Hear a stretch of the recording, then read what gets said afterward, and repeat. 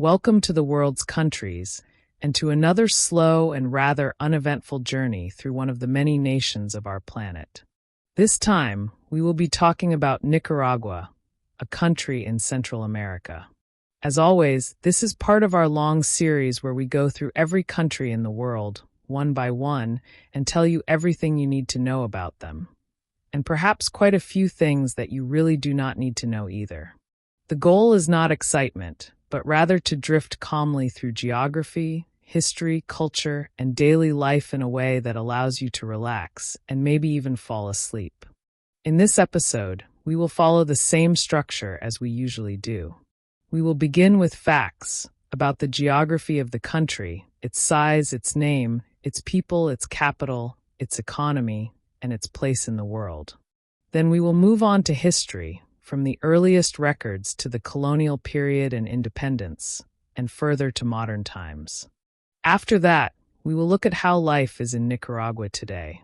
We will talk about what kind of climate the country has, what people do for a living, what the culture is like, and how different parts of the country vary. Later, we will talk about what it is like to travel there, before we end with some fun facts and a small conclusion.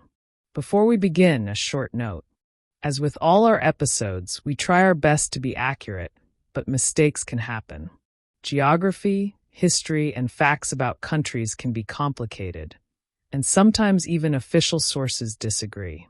So if you are from Nicaragua, or if you know a lot about the country, and you notice something that is wrong, please leave a comment and let us know.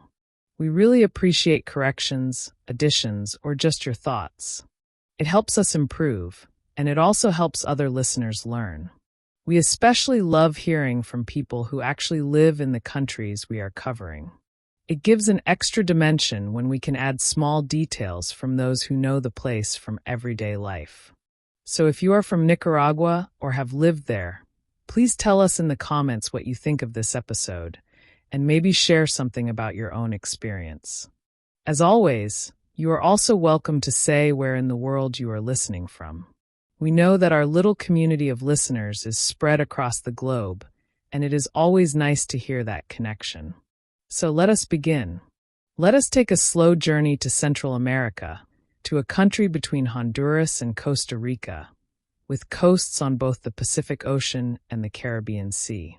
A land of lakes and volcanoes, of colonial towns and rural villages, of a complicated history and a developing present.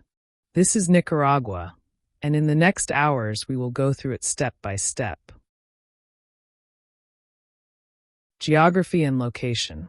Welcome to the second part of our slow journey through Nicaragua. In this section, we will take our time to talk about the geography of the country and its location in the world. Geography might sometimes feel like dry information, but it is also the foundation for everything else. Where a country is placed on the map, what kind of land it has, what oceans it borders, and what natural features it contains. All of this shapes its history, its culture, and the lives of the people who live there. So let us slowly and calmly place Nicaragua on the map. Nicaragua is a country in Central America. Central America is the narrow stretch of land that connects the larger continent of North America with the continent of South America. On a globe, it looks almost like a thin bridge between the two larger land masses. Nicaragua lies roughly in the middle of this bridge. To the north of Nicaragua is Honduras, and to the south of Nicaragua is Costa Rica. To the west, the country has a long coastline on the Pacific Ocean. To the east, it stretches all the way to the Caribbean Sea, which is part of the Atlantic Ocean. This gives Nicaragua a special position as a country with coasts on both sides of the Central American Isthmus. The country's borders are fairly straightforward. With Honduras in the north, the border runs for about 940 kilometers, making it the longest of Nicaragua's two land borders. With Costa Rica to the south, the border is shorter, about 310 kilometers. Both borders run through areas of hills, mountains, and forest. The Caribbean coast, on the other hand, is long and low-lying with lagoons, mangroves, and rivers flowing into the sea. The Pacific coast is shorter, but here you find some of the country's most fertile lands, as well as its capital city. When you look at Nicaragua on a map, it seems rather wide compared to its Central American neighbors. It is in fact the largest country in Central America by area, larger than Guatemala, larger than Honduras, and much larger than Costa Rica or El Salvador. The total land area of Nicaragua is about 130,000 square kilometers. To give you some comparisons, that is roughly the size of England, or a little bigger than the U.S. state of Pennsylvania. It is smaller than countries like Greece or Bangladesh, but larger than countries like South Korea or Iceland. This means that while it is not a large country on the global scale, it is certainly a significant country within its own region. The landscape of Nicaragua is often described as divided into three broad zones: the Pacific lowlands, the Central highlands, and the Caribbean lowlands. The Pacific lowlands lie in the west, along the Pacific Ocean. This is where most of the population lives, and where the capital city, Managua, is found. It is an area of fertile volcanic soils, large lakes, and important agricultural land. Here you will also find the country's chain of volcanoes, some of them still active, running roughly parallel to the coast. These volcanoes are part of the larger Pacific Ring of Fire, the geologically active zone that stretches around the edges of the Pacific Ocean. Moving inland, the land rises into the Central Highlands. This is a region of mountains and valleys, with cooler temperatures than the lowlands. Coffee is grown here, and small towns are scattered in the hills. The highlands form something of a backbone for the country, and they also act as a natural barrier between the two coasts. Finally, to the east, you come to the Caribbean lowlands. This area is much less populated and much less developed. It is made up of flat land, tropical rainforest, and wetlands. The Caribbean coast itself is lined with lagoons, river deltas, and mangrove swamps. Historically, this area has been more isolated from the rest of the country, both because of geography and because of history. One of the most striking features of Nicaragua's geography is its Great Lakes. There are two of them that dominate the map. The first is Lake Managua, smaller but still impressive. The second is Lake Nicaragua, also known as Lake Coatzacoalcos. Lake Nicaragua is one of the largest lakes in Latin America and one of the largest freshwater lakes in the world. It covers more than 8,000 square kilometers, which makes it larger than some entire countries. What makes Lake Nicaragua even more remarkable is that it contains freshwater sharks, a rare species that has adapted to living in a lake rather than in the sea. The lake is connected to the Caribbean Sea by the San Juan River, and for centuries people dreamed of building a canal along this route, similar to the Panama Canal. Although such a canal was never realized, the idea of Nicaragua as a land of waterways has always been present. The country's rivers also play an important role in its geography. The Coco River, which runs along the border with Honduras, is one of the longest in Central America. The San Juan River, as mentioned, connects Lake Nicaragua to the Caribbean. In the central and eastern parts of the country, numerous rivers flow down from the highlands and into the Caribbean, creating a landscape of wetlands and river valleys. These rivers are important for transport, for fishing, and for the communities that live along them. Nicaragua is also known for its volcanic peaks. The highest point in the country is Mogollon, a mountain on the border with Honduras, which rises to about 2,107 meters above sea level. But it is the volcanoes that often catch the eye. Mamotombo near León is one of the most famous. Concepcion and Madeiras rise out of Lake Nicaragua itself, forming the island of Ometepe.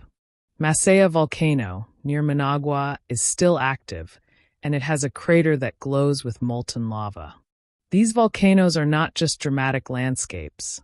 They also shape the soil, the agriculture, and the risks that people live with. Earthquakes and eruptions are part of Nicaragua's reality. The climate of Nicaragua is generally tropical. On the Pacific side, the year is divided into a rainy season and a dry season.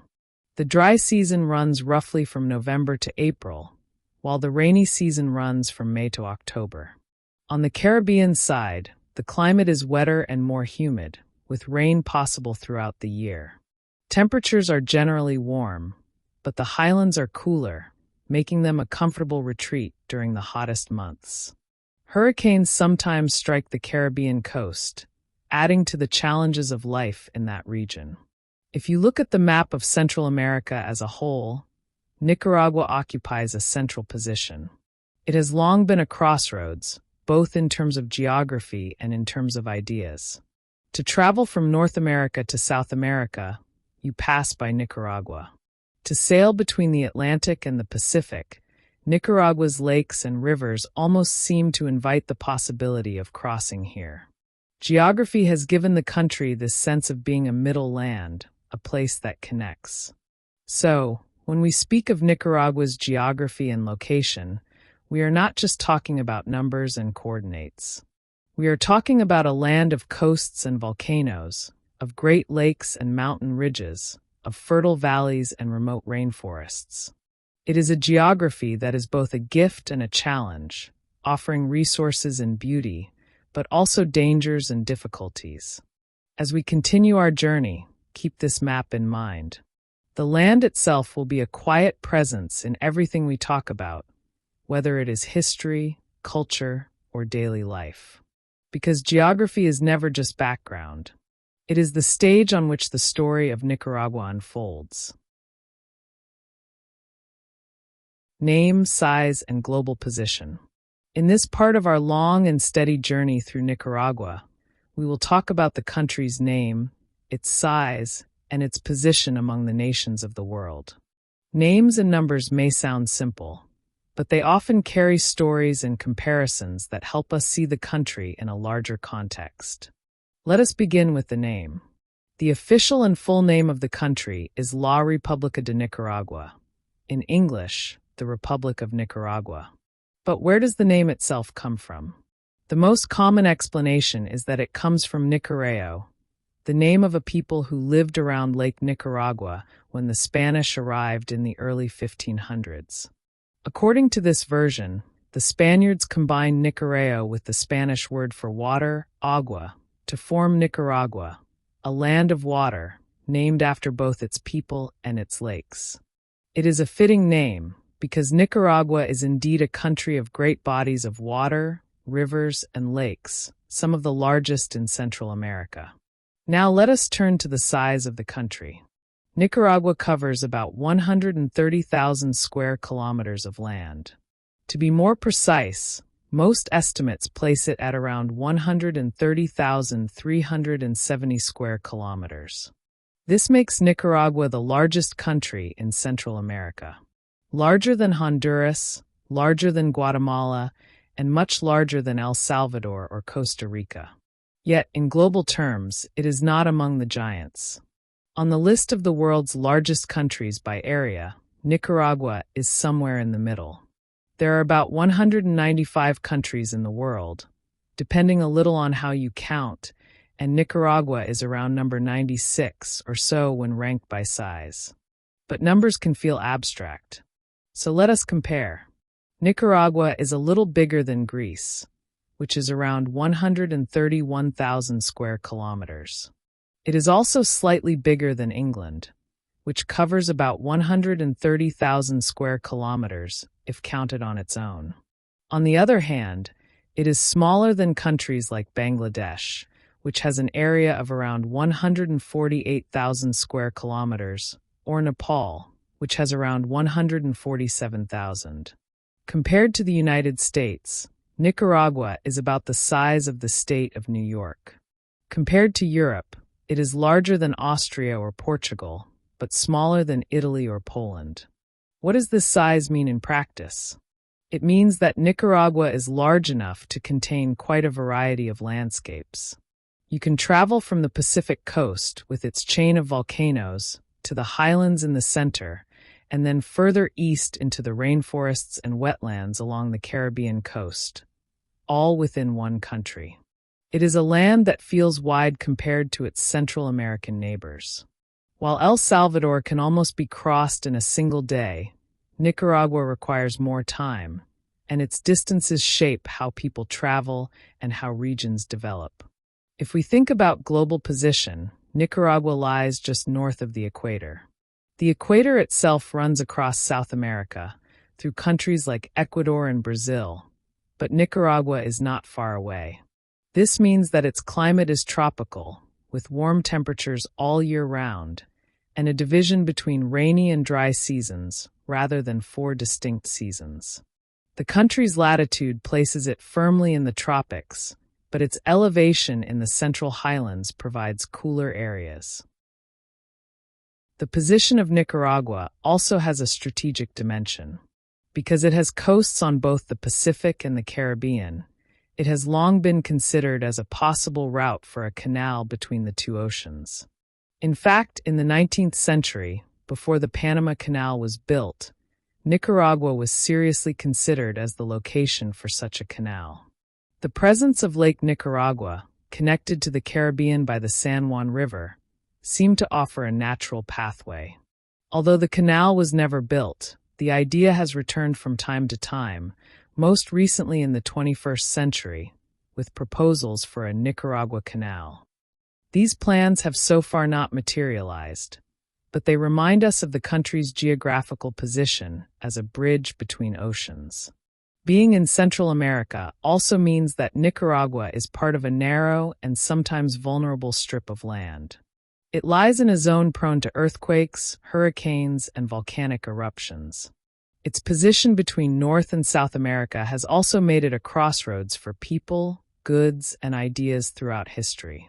At the same time, it has meant that larger powers, from colonial Spain to the United States, have often seen Nicaragua as a place of strategic importance. Let us return for a moment to the question of size and population together. We already said that Nicaragua has about 130,000 square kilometers of land. Its population is around 7 million people. That gives it a population density of about 54 people per square kilometer. To compare, that is less dense than countries like El Salvador or the Netherlands, but denser than countries like Canada or Australia. In practice, this means that much of Nicaragua still has open spaces, especially in the eastern lowlands. The Pacific region is far more densely populated, while the Caribbean coast remains sparsely settled. So size is not just an abstract number. It shapes how people are spread out and how connected or isolated different areas feel.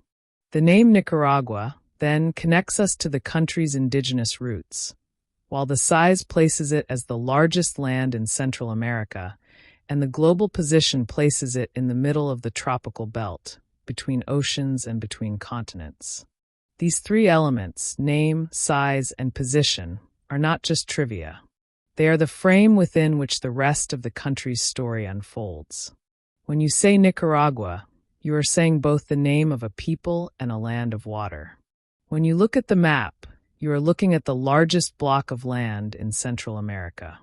And when you think of its location, you see a place that touches both the Pacific and the Caribbean, and that sits halfway between the two great American continents. It is a reminder that even in a world of nearly 200 countries, each one has a unique position that makes it worth pausing over. So, with the name in our minds, the size in perspective, and the global location set, we are ready to move on. Next, we will talk about the extremes of Nicaragua's nature. Its highest and lowest points, its longest rivers, and its largest lakes, and how these features shape the land and the life lived upon it. Nature's extremes. In this part of our slow journey through Nicaragua, we will take a closer look at the natural extremes of the country. By extremes, we mean the highest and lowest points, the longest rivers, the largest lakes, and the natural forces that give Nicaragua much of its character. These are the physical limits of the landscape, the edges where geography becomes impressive, sometimes beautiful, and sometimes dangerous. Let us begin with the highest point. The highest mountain in Nicaragua is called Mogollon. It stands on the border with Honduras, in the northern highlands of the country. Mogollon rises to about 2,107 meters above sea level. It is not among the world's highest peaks, but within Nicaragua it is the tallest. Climbing it is possible, but it is not a dramatic snow-capped summit. Instead, it is covered in forests and cloud mist, part of a larger mountain range that stretches across the border. The mountain is not famous in the way that some volcanoes are, but it marks the literal top of the country. From the highest point, let us move to the lowest. That one is more straightforward. The lowest point of Nicaragua is, of course, the level of the sea at 0 meters, where the Pacific Ocean meets the shore, and where the Caribbean Sea washes onto the eastern coast. These are the lowest points not just of Nicaragua, but of most countries with coastlines. Yet, within the land itself, the contrast between the highlands and the sea-level plains is striking. You can, in a matter of hours, travel from mountain ridges over 2,000 meters high to the flat, humid wetlands of the Caribbean coast. Between these extremes lies the volcanic chain that defines much of Nicaragua's landscape. Along the Pacific side of the country, from north to south, runs a row of volcanoes. Some are dormant, covered in vegetation and with peaceful slopes. Others are active, with smoking craters and the possibility of eruptions.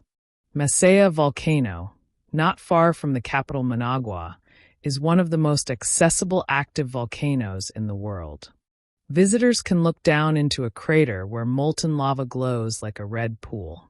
Mamatambo, near León, is another famous one, a perfect volcanic cone that has erupted many times in the past. In Lake Nicaragua itself, 2 volcanoes rise dramatically from the water, creating the island of Ometepe. These are Concepcion and Madeiras, one still active, the other extinct. Together, they form one of the most iconic natural landscapes in the country.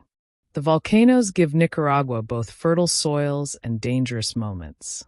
The soils of the Pacific lowlands are enriched by volcanic ash, making them excellent for farming. At the same time, eruptions and earthquakes are real threats. The capital city, Managua, was devastated by an earthquake in 1972, and seismic activity continues to shape the life of the country. To live in Nicaragua is to live close to the Earth's power, in a landscape where mountains can smoke and where the ground itself can shake. Another extreme feature of Nicaragua is its lakes. The largest, Lake Nicaragua, also known as Lake Coatzacoalcos, is one of the largest freshwater lakes in the world. It covers about 8,264 square kilometers, which makes it larger than countries like Puerto Rico or Luxembourg. When you stand on its shore, it can look almost like the sea, with waves, islands, and a horizon that stretches far away. It is not just a lake, but a whole inland sea. Lake Nicaragua has many islands, some small and some larger. The island of Ometepe, with its twin volcanoes, is perhaps the most famous. There are also the isletas of Granada, a cluster of hundreds of small islets near the city of Granada, formed by volcanic activity. The lake is also unusual for another reason. It is home to freshwater sharks. The bull shark, normally a saltwater species, has adapted to live in the lake, entering from the sea through the San Juan River. This made Lake Nicaragua famous among scientists and travelers alike, as one of the very few places in the world where sharks live permanently in fresh water. Next to Lake Nicaragua lies Lake Managua, smaller but still large. It covers about 1,050 square kilometers, and the capital city, Managua, lies on its southern shore. Unlike Lake Nicaragua, Lake Managua is less clean, as it has suffered from pollution over the years. Still, it is an important feature of the landscape, and together the 2 lakes give Nicaragua its reputation as a country of water. Rivers also play a big role in Nicaragua's geography. The longest river in the country is the Rio Coco, also known as the Wanky.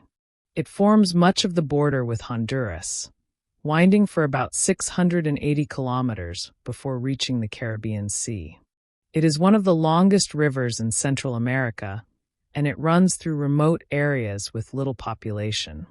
Another important river is the San Juan River, which flows from Lake Nicaragua to the Caribbean. It has been a historic route for trade and travel, and it was once seriously considered as a possible canal route between the oceans. Other rivers like the Escondido, the Grande de Matagalpa, and the Rio Principalca drain the Central Highlands and bring water to the Caribbean coast. These rivers are lifelines for transport, for fishing, and for the communities along their banks. The Caribbean coast itself is another extreme of Nicaragua. It is a land of wetlands, lagoons, and tropical forest. The Mosquito Coast, named after the indigenous Mosquito people, stretches along this side of the country. It is one of the least developed and most isolated regions in Central America, with dense forests, abundant rainfall, and a sense of remoteness. Hurricanes sometimes strike here, bringing destruction to towns and villages. The remoteness, combined with the intensity of the weather, makes this a very different Nicaragua from the volcanic Pacific side. Another extreme, though less visible, lies beneath the ground. Nicaragua has significant geothermal resources, thanks to its volcanic activity. The heat from below the surface can be harnessed to produce electricity, and Nicaragua has developed geothermal power as part of its energy system. It is a reminder that the same forces that cause earthquakes and eruptions also provide energy and fertility. So, when we speak of Nicaragua's natural extremes, we are speaking of a country that stretches from sea level to over 2,000 meters, that has Great Lakes as large as small seas, that has rivers long enough to cross regions, and that has volcanoes that can shape both the land and the lives of the people. It is a land of water and fire, of highlands and lowlands, of fertile valleys and stormy coasts. These extremes are not just curiosities. They define how people live. Farmers use the fertile volcanic soils to grow crops. Fishermen depend on the lakes and rivers. Communities on the Caribbean coast adapt to heavy rains and isolation. Cities on the Pacific side live with the knowledge that the ground may shake again. In Nicaragua, geography is not distant. It is immediate and powerful. As we move on, we will turn from the land itself to the people who live on it. In the next part, we will talk about Nicaragua's population, its languages, its religions, and the different groups who call this country home. But before we leave this part, remember the picture. A country of volcanoes and lakes, of mountains and lowlands, of natural extremes that shape everything else. People and language. Now that we have placed Nicaragua on the map and looked at its mountains, lakes, and volcanoes, it is time to turn to the people who live there. Geography gives the stage, but people bring the story. In this part, we will take our time to talk about the population of Nicaragua, about the languages spoken, about religion, about the different groups that make up the country, and about how people describe themselves as Nicaraguans. Let us begin with numbers. Nicaragua has a population of around 6.9 to 7 million people. That number changes slowly, and it has been growing over the last decades. Compared to the largest countries in the world, this is not much. China and India each have populations in the billions. Even nearby Mexico has well over 120 million people. But within Central America, Nicaragua is somewhere in the middle. It has fewer people than Guatemala, Honduras, and El Salvador, but more than Costa Rica, Panama, or Belize.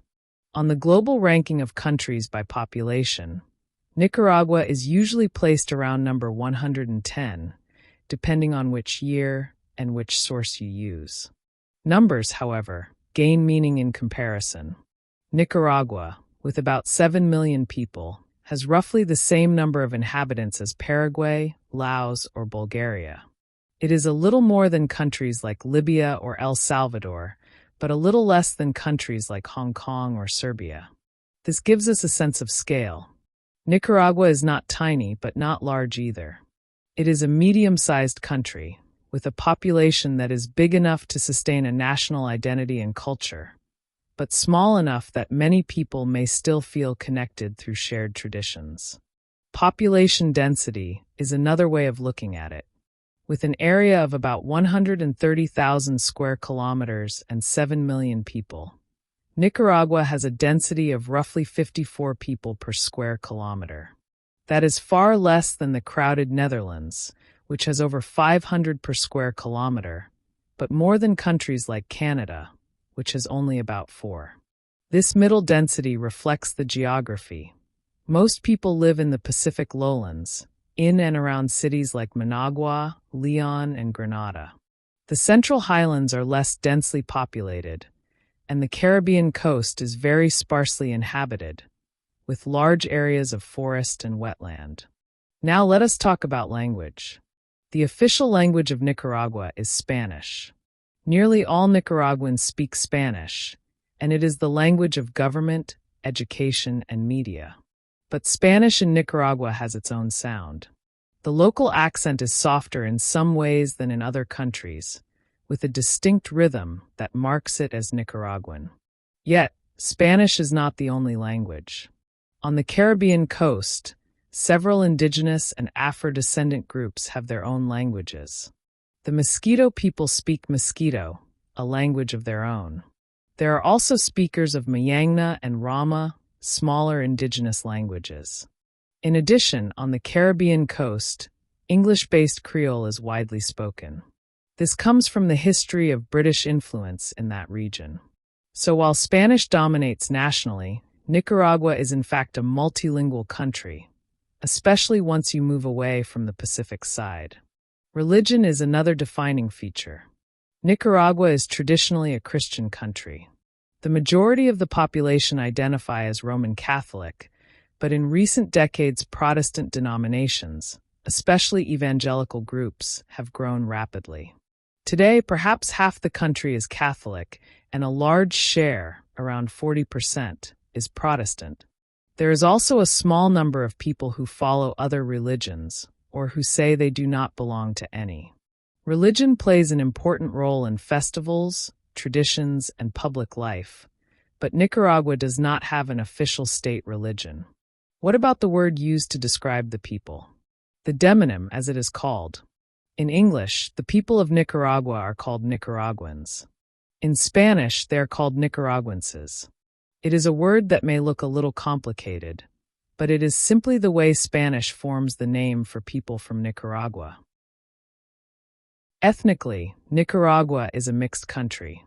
The majority of the population are mestizo, people of mixed European and indigenous ancestry.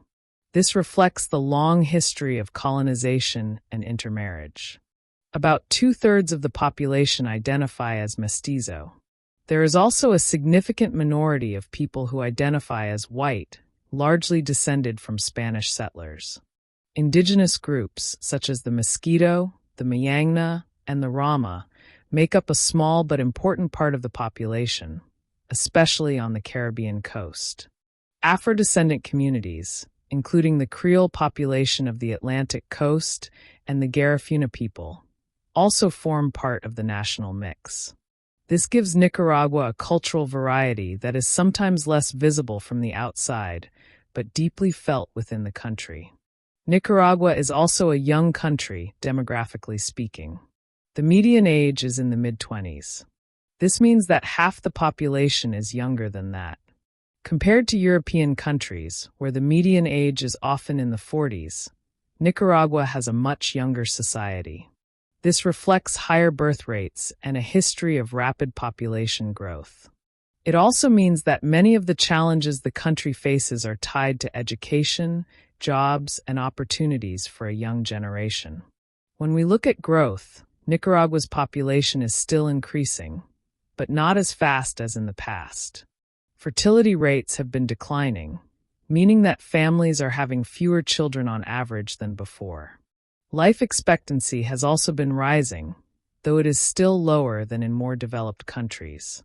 Together, these trends mean that Nicaragua is moving from being a very fast-growing population to one that grows more moderately. Migration has also shaped the people of Nicaragua. Many Nicaraguans live abroad, especially in the United States and in neighboring Costa Rica. Migration has been driven by both economic reasons and political instability. At the same time, remittances, the money sent back by migrants, play an important role in Nicaragua's economy and in family life. So when we speak of Nicaraguans, we are not only speaking of the 7 million at home, but also of the diaspora abroad. Culture is always connected to people, and while we will return to culture later, it is worth noting that Nicaragua's mixture of Spanish, indigenous, and Afro-Caribbean influences is reflected in its traditions, its music, its food, and its celebrations. The people are not one single group, but a blend of histories and identities that meet within the same borders. So, when we sum up this slow look at the people and language of Nicaragua, what do we see? We see a medium-sized country by population, young in its demographics, concentrated on its Pacific side, but with important communities in the central and eastern parts as well. We see a country where Spanish is the main language, but where Mosquito, Mayangna, Rama, and English Creole remind us of other histories and influences. We see a country where Christianity is dominant, but diverse, with both Catholics and Protestants shaping faith and community life. And we see a country where mestizo identity is the majority, but indigenous and Afro-descendant peoples are essential parts of the national fabric. In short, the people of Nicaragua are many things at once: Spanish-speaking and multilingual, mestizo and diverse, young and growing, local and global. And all of this will matter when we move further into the story of the country. Capital city and other towns. Now that we have placed Nicaragua on the map, looked at its natural features, and spoken about the people who live there, it is time to focus more closely on its cities. Cities are where political power is concentrated, where economies are organized, and where cultures find some of their most visible expressions. In Nicaragua, as in most countries, the capital city is the largest and most important urban center, but there are also other towns and cities that play their roles in the national picture. The capital of Nicaragua is Managua. Managua lies on the southwestern shore of Lake Managua, also called Lake Zolotlan. Its location is in the Pacific lowlands, the most densely populated part of the country. Today, Managua is home to more than 1 million people, and if you include the surrounding metropolitan area, the number reaches closer to 1.5 million. This makes it by far the largest city in Nicaragua, dwarfing the other urban centers. Nearly 1 in every 5 Nicaraguans lives in Managua, which shows how central the city has become. But Managua has not always been the capital. Before the mid-19th century, the two rival cities of León and Granada competed for political dominance. Both were important colonial cities, with their own elites and traditions. To settle the rivalry, Managua, which lay between them, was chosen as a compromise capital in 1852.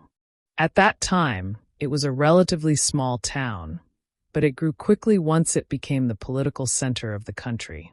In this way, Managua is both an old settlement and a relatively new capital. The history of Managua is also marked by disaster. In 1972, a powerful earthquake struck the city, destroying much of the downtown area. Thousands of people were killed, and the damage was so severe that large parts of the city were never fully rebuilt. Even today, if you walk through Managua, you will notice empty lots, ruins, and an unusual pattern of urban development. Unlike many capitals with a clear central district, Managua spread out after the earthquake, with new neighborhoods, shopping centers, and government buildings built in different areas rather than concentrated in one core. This gives the city a somewhat scattered appearance, with no single downtown that dominates. Managua's layout reflects this. The old cathedral, damaged in the earthquake, still stands but is no longer used. Nearby are government buildings, including the presidential house. Other parts of the city hold the newer business centers, while residential neighborhoods spread far to the south and east. The city's geography, with the lake to the north and volcanic hills around, has also shaped its form. Managua is not a city of high-rise towers and dense blocks.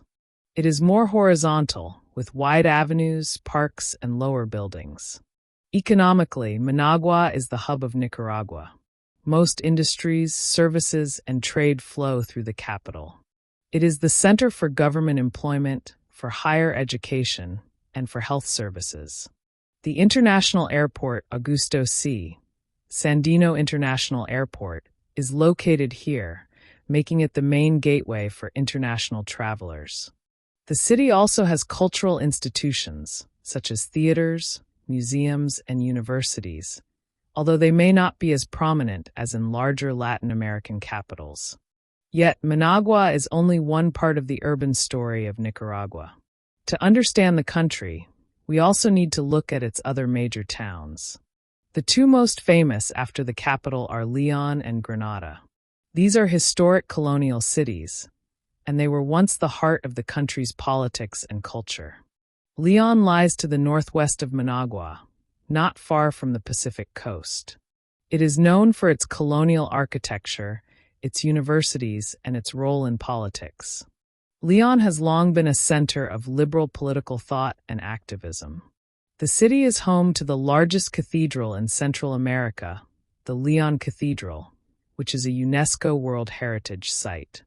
With a population of around 200,000, León is a significant urban center, though much smaller than Managua. It is also known for its connection to education and intellectual life, as the home of one of the country's major universities. Granada, to the south of Managua and on the shore of Lake Nicaragua, is another historic city. It is one of the oldest colonial cities on the mainland of the Americas, founded in 1524 by the Spanish. Its location on the lake made it an important center for trade, connected by the San Juan River to the Caribbean. Granada was once wealthy and influential, with elegant colonial buildings and churches that remain today. With a population of around 150,000, it is smaller than León, but its colonial charm and location on the lake make it a major tourist destination. Where León is more intellectual and political, Granada is more commercial and outward-looking, reflecting its history as a trading hub. Besides these, there are other cities worth mentioning. Masaya, located between Managua and Granada, is known as the City of Folklore. It is famous for its handicrafts, traditional dances, and cultural festivals. Masaya has a large artisan market where visitors can see and buy local crafts, textiles, and pottery. The nearby Masaya volcano adds to its identity, as the smoking crater can be seen from the city. With around 150,000 people, Masaya is another of the significant towns in the Pacific region. Chinandega, further to the northwest near the border with Honduras, is another important city. It has a population of about 130,000, and it is an agricultural and commercial center. The surrounding region produces sugar, rum, shrimp, and other products. Chinandega is also close to the Cosaguina volcano and to coastal areas. In the Central Highlands, cities like Matagalpa and Jinotega are known for coffee production. These towns are smaller, with populations of 50,000 to 100,000, but they play important roles in the national economy because of the coffee industry. The cooler climate of the highlands makes them distinct from the hotter Pacific lowlands, and they have their own regional character. On the Caribbean coast, the urban picture is very different. The largest city here is Bluefields, with a population of around 50,000. Bluefields is the capital of the South Caribbean Autonomous Region, and it has a strong Afro-Caribbean identity. English-based Creole is widely spoken here, along with Spanish and indigenous languages. The city has historically been somewhat isolated, accessible mainly by boat or plane. Roads have been improving, but Bluefield still feels different from the Pacific cities, with closer ties to the Caribbean world. Farther north, Puerto Cabezas, also known as Bilwi, is the main city of the North Caribbean Autonomous Region. It has around 40,000 people, and it is an important center for the Mosquito people. Like Bluefields, it has a distinct cultural identity, reflecting the indigenous and Afro-descendant communities of the region. Life here is shaped by the sea, by fishing, and by the challenges of remoteness. Hurricanes sometimes strike these cities, making them vulnerable to natural disasters. So, when we step back and look at the urban pattern of Nicaragua, what do we see? We see a country dominated by one large capital city, Managua, which serves as the political, economic, and cultural center. We see two historic rivals, León and Granada, each with their own character. One intellectual and political, the other commercial and colonial. We see mid-sized cities like Masaya and Chinandega, each tied to specific economic activities. We see highland towns like Matagalpa and Jinotega, shaped by coffee and cooler climates. And we see small but important Caribbean cities like Bluefields and Puerto Cabezas, distinct in culture and identity. Together, these cities form the urban fabric of Nicaragua. They show the contrast between the Pacific and the Caribbean, between history and modernity, between centralization in the capital and regional diversity. They remind us that a country is not just one place, but many, and that even in a land of 7 million people, there are multiple centers of life. As we continue, we will move from the cities to the political system itself. In the next part, we will talk about the form of government, about the leadership of the country, and about how Nicaragua positions itself in the wider world. Politics and government. Now that we have looked at the land, the people, and the cities of Nicaragua, it is time to turn our attention to politics and government. Every country has its own way of organizing power, of making decisions, and of presenting itself to the world. Nicaragua is no exception. Its political life has been shaped by its history, by its geography, and by the choices of its leaders. In this part, we will slowly and calmly explore how the government of Nicaragua works, who leads it, and how it connects to the wider international community. Let us begin with the basic structure. Nicaragua is officially a republic. More precisely, it is known as the Republic of Nicaragua, or in Spanish, República de Nicaragua. A republic, in this case, means that the head of state is not a king or a queen, but an elected president. Like many countries in Latin America, Nicaragua's political system is based on a presidential model, where the president serves as both head of state and head of government. In theory, Nicaragua has 3 branches of government. The executive branch is led by the president, who is elected by the people and who holds significant power. The legislative branch is the National Assembly, a single-chamber parliament made up of deputies elected through proportional representation. And the judicial branch is made up of courts, with the Supreme Court of Justice at the top. On paper, this division is meant to create balance, with each branch limiting the others. In practice, however, Nicaragua's politics have often been dominated by strong leaders and by struggles for power. Over the last decades, the most prominent political figure has been Daniel Ortega. Ortega is the leader of the Sandinista National Liberation Front, or FSLN, a leftist movement that first came to power in 1979 after overthrowing the dictatorship of Anastasio Somoza. Ortega first served as president in the 1980s, during the turbulent years of revolution and conflict. He returned to power in 2007, and he has remained president ever since. Ortega's long presidency has been controversial.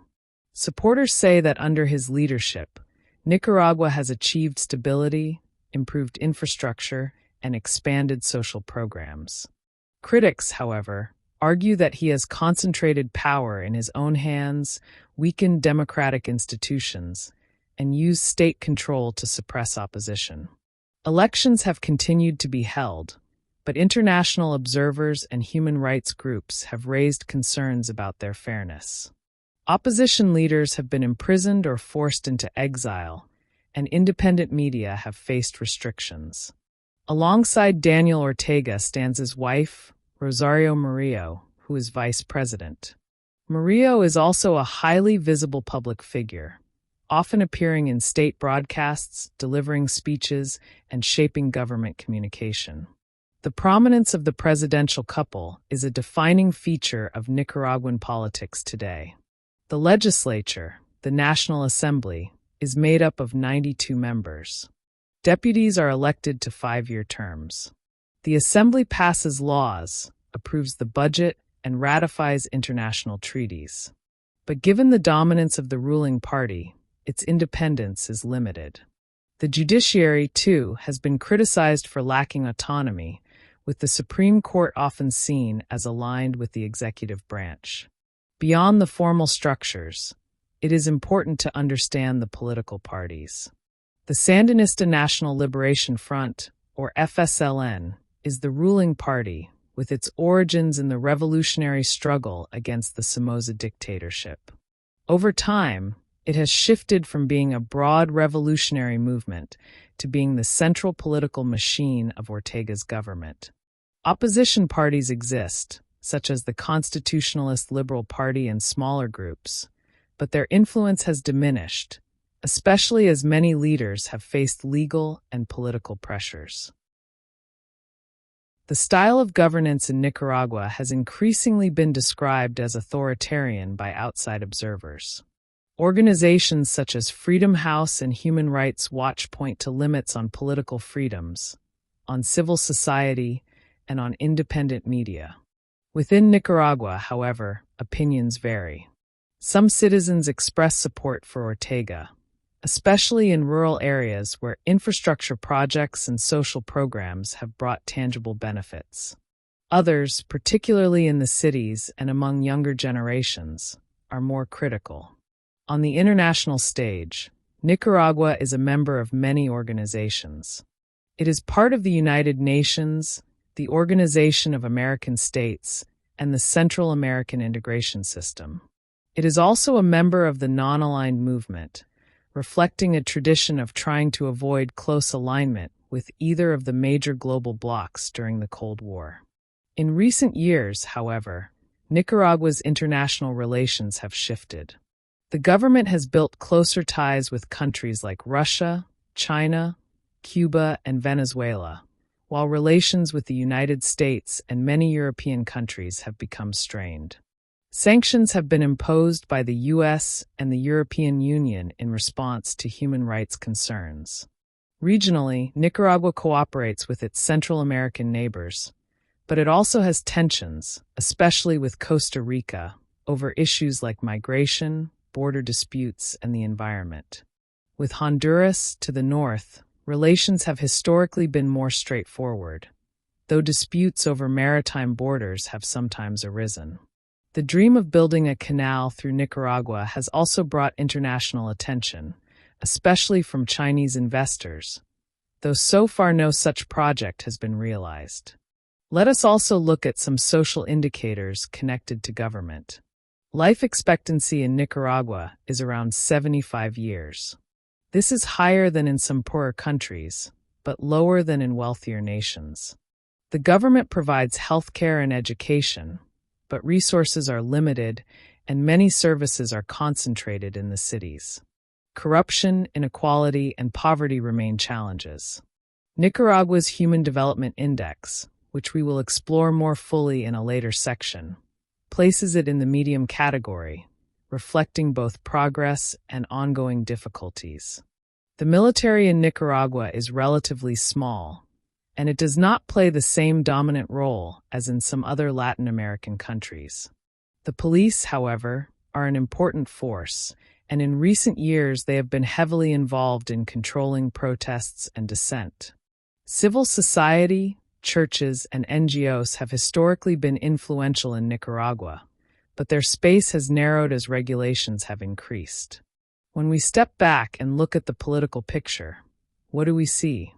We see a republic on paper with a constitution, an elected president, a national assembly, and courts. But in practice, we see a country where one party and one leader dominate, where opposition is weak, and where international observers raise questions about democracy. We see a country connected to global institutions, but also one that has chosen to align itself with certain partners rather than others. We see a government that is both praised and criticized, depending on who you ask, and a society that continues to live with the legacy of its revolutionary past. In short, the politics of Nicaragua today are not simple. They are shaped by history, by ideology, by personal leadership, and by international pressures. For some, they represent stability in a troubled region. For others, they represent the erosion of freedoms and the concentration of power. As always, reality is more complex than slogans. As we continue our journey, we will turn next to the economy and living conditions of Nicaragua. There we will ask, how do people make their living? What resources does the country have? And where does it stand in the world when measured by wealth and development? Economy and living conditions. When we talk about a country, we often want to know not just where it is or how it is governed, but also how people make their living. What do they work with? What resources are available? How does the economy function? And what are the living conditions like? In this part, we will slowly walk through Nicaragua's economy and its place in the world, as well as some indicators that help us understand quality of life. Let us begin with the currency. The national currency of Nicaragua is called the Córdoba, named after the Spanish conquistador Francisco Hernández de Córdoba. Its symbol is Neo. The value of the Córdoba has varied over the years, with periods of inflation and stabilization. In practical terms, $1 is worth a few dozen Córdobas, depending on the exchange rate at the time. The US dollar itself is also widely used in Nicaragua, especially for larger transactions and in tourism. This dual use reflects the country's close economic ties to the United States, and also the trust that people place in a more stable foreign currency. Turning to the economy more broadly, Nicaragua is one of the poorer countries in Latin America. Its gross domestic product, or GDP, is modest by regional standards. On the global list, Nicaragua's GDP places it far down, below many other countries of similar size. If we measure GDP per capita, the total economic output divided by the number of people, Nicaragua again finds itself in the lower part of the global rankings. It is not among the very poorest countries in the world, but it is well below the global average and below most of its neighbors, including Costa Rica and Panama. So, what does Nicaragua produce? Agriculture remains a central part of the economy. Coffee is one of the most important exports, grown in the cooler highlands of Matagalpa and Jinotega. Tobacco is also a major product, especially in the region around Esteli, which is known for high-quality cigars. Sugar, beef, bananas, and peanuts are other agricultural products that are exported. These goods bring foreign currency and are the backbone of rural livelihoods. Fishing and shrimp farming also contribute, especially along the Pacific coast and in the Northwest. In mining, gold has become one of Nicaragua's main exports in recent years. The country has significant reserves, and gold exports provide a growing share of foreign earnings. Yet, mining is also controversial because of its environmental and social impacts. Manufacturing is smaller but includes textiles, often produced in special export zones. Tourism, too, has been growing, though it remains less developed than in nearby Costa Rica. Visitors are drawn by colonial cities like Granada, volcanic landscapes, and Pacific beaches. However, political instability and concerns about safety have sometimes limited tourism's potential. Remittances, the money sent home by Nicaraguans living abroad, are another vital part of the economy. Hundreds of thousands of Nicaraguans live in the United States, in Costa Rica, and elsewhere. The money they send back supports families, pays for education, and sustains consumption. In fact, remittances account for a significant percentage of Nicaragua's GDP, making them one of the country's most important sources of income. Let us move to living conditions. Life expectancy in Nicaragua is about 75 years. This is higher than in the poorest countries of the world, but lower than in wealthier ones. It is comparable to countries such as El Salvador or Morocco. Infant mortality has declined over the years, reflecting improvements in healthcare, but challenges remain, especially in rural and remote areas. Access to doctors, hospitals, and medicine is uneven, with better services in the cities and weaker ones in the countryside. Education is officially free and compulsory at the primary level, but resources are limited. Many schools lack sufficient books, equipment, or even basic infrastructure. In rural areas, children often have to help with farm work, which can interfere with regular attendance. Literacy rates have improved, and today most Nicaraguans can read and write, but the quality of education is still uneven. Universities exist, particularly in Managua and León, but only a small portion of the population attends higher education. Another way to look at living conditions is through the Human Development Index, or HDI. This index combines life expectancy, education, and income into a single number. On the HDI, Nicaragua is placed in the medium human development category. In global rankings, it tends to appear somewhere around the 125th position out of about 190 countries. This means that Nicaragua is behind many of its neighbors, including Costa Rica and Panama, but ahead of the very lowest-ranked countries in Africa and Asia. The HDI reflects both progress and limitations. Progress in extending life expectancy and reducing extreme poverty, but limitations in income and education quality. Poverty remains a major issue. A significant portion of the population lives on low incomes, and inequality is high. Rural areas, in particular, experience poverty more intensely. Access to electricity, clean water, and sanitation has expanded in recent years, but many households still lack reliable services. In the Caribbean coast regions, infrastructure is weaker, and living standards are generally lower than in the Pacific side. At the same time, Nicaragua has made efforts to expand renewable energy. Geothermal energy, generated by volcanic heat, provides a portion of electricity. Hydropower and wind power are also part of the mix. This means that despite its poverty, Nicaragua has one of the higher percentages of renewable energy use in Latin America. Corruption and governance issues affect the economy and living conditions as well. Transparency International regularly places Nicaragua among the more corrupt countries in the region. This affects investment, public trust, and the efficiency of government programs. International sanctions and political tensions also weigh on the economy. Still, the everyday life of Nicaraguans is more than statistics. In cities, people work in markets, shops, schools, and offices. In the countryside, families farm coffee, corn, or beans, often relying on both subsistence and small-scale sales. The pace of life can be slow, shaped by the rhythm of the seasons, the planting season, the harvest, and the rains. Families are often large, with strong community ties. Despite poverty, many Nicaraguans emphasize resilience, hospitality, and culture. When we sum up, what do we see? Nicaragua is a country with limited economic resources, with a GDP per capita among the lowest in Latin America.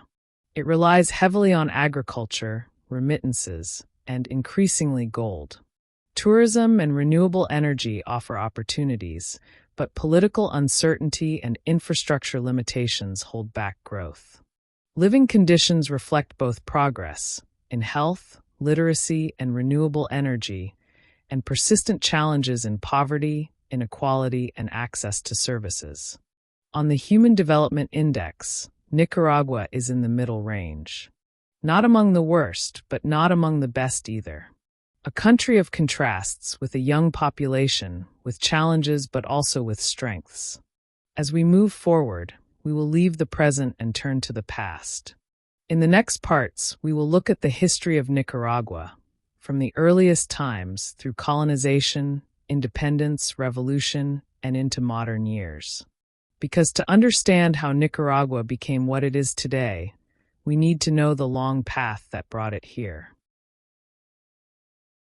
Early history. When we think of Nicaragua, we often begin with the colonial period, with Spanish conquistadors, and with the founding of cities like Granada and León. But the story of this land begins much earlier.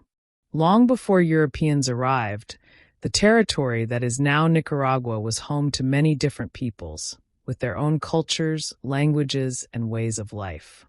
In this part, we will take a slow look at what we know about those early times. Archaeological evidence tells us that humans have lived in Nicaragua for thousands of years. Some of the oldest traces go back more than 12,000 years, when groups of hunter-gatherers moved through Central America. They left behind stone tools, simple weapons, and carvings on rocks that still exist today. In places like the island of Ometepe in Lake Nicaragua, petroglyphs, carved figures in stone, can still be seen. These designs, often of animals, humans, or abstract patterns, are reminders of the first people to mark their presence on this land. By the time Europeans arrived in the early 1500s, Nicaragua was populated by several distinct indigenous groups.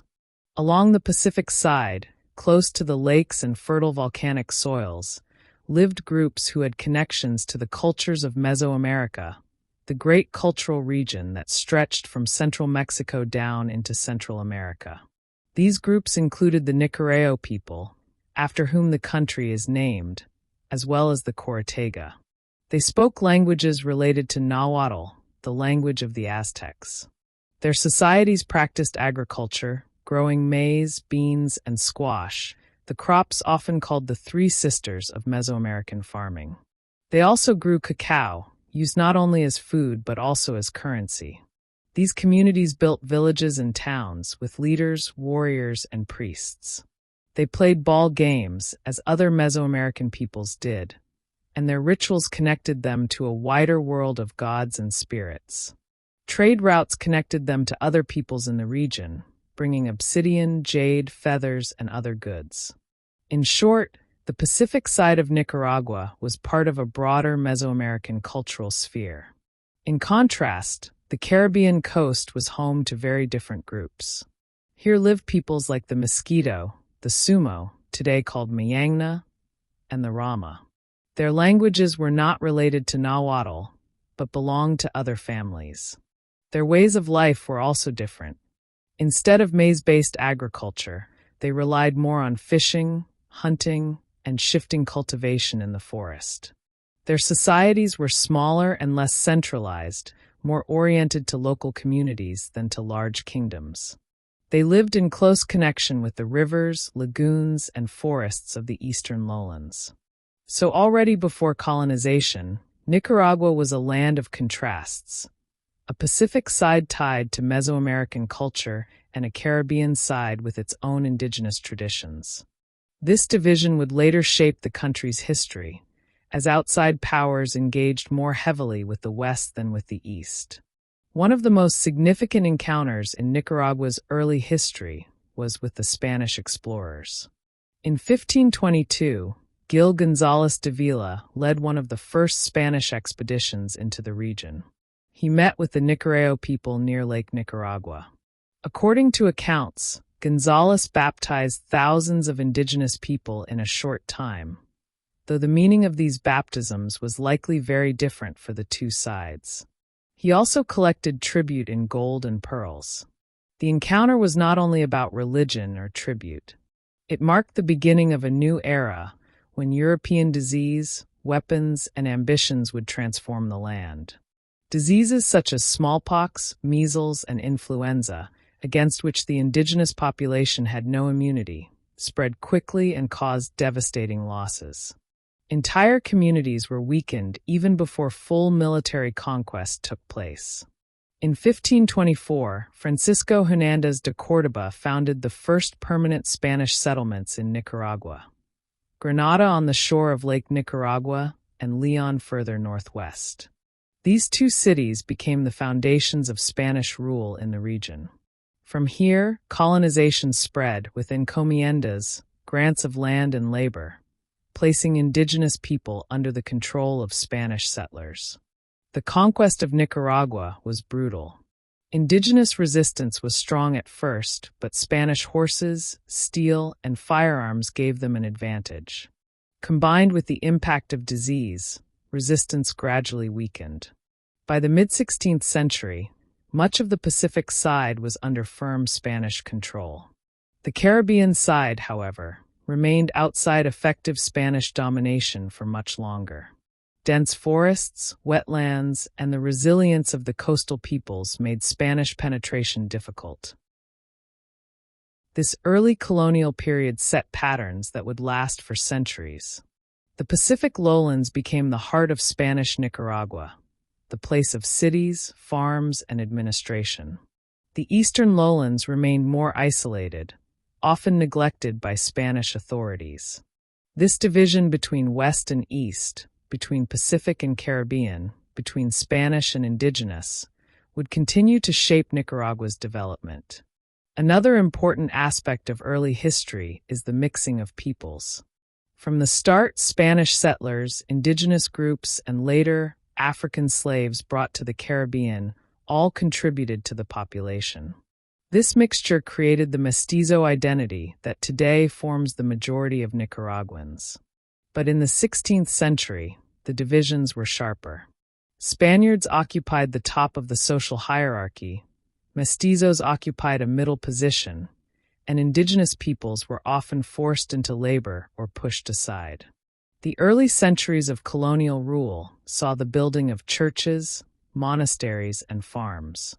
Granada became a wealthy city, linked by Lake Nicaragua and the San Juan River to the Caribbean trade routes. León became a center of politics and religion, with the seat of the bishop and one of the first universities in Central America. These early colonial cities are still visible today, with their plazas, cathedrals, and streets of colonial houses. Yet, beneath this colonial order, the memory of the early peoples lived on. Petroglyphs on Ometepe, oral traditions among indigenous groups, and even place names kept the link to the pre-colonial past. The name Nicaragua itself is one such reminder. So when we speak of Nicaragua's early history, we are not only talking about dates and explorers. We are talking about thousands of years of human presence, from the first hunter-gatherers who left carvings on rocks, to the Nicaragua and Cortega farmers who grew maize by the lakes, to the mosquito and rama fishers along the Caribbean. We are talking about how those peoples were drawn into the global story when Spanish expeditions arrived, how disease and conquest transformed their world, and how the foundations of colonial society were laid in Granada and León.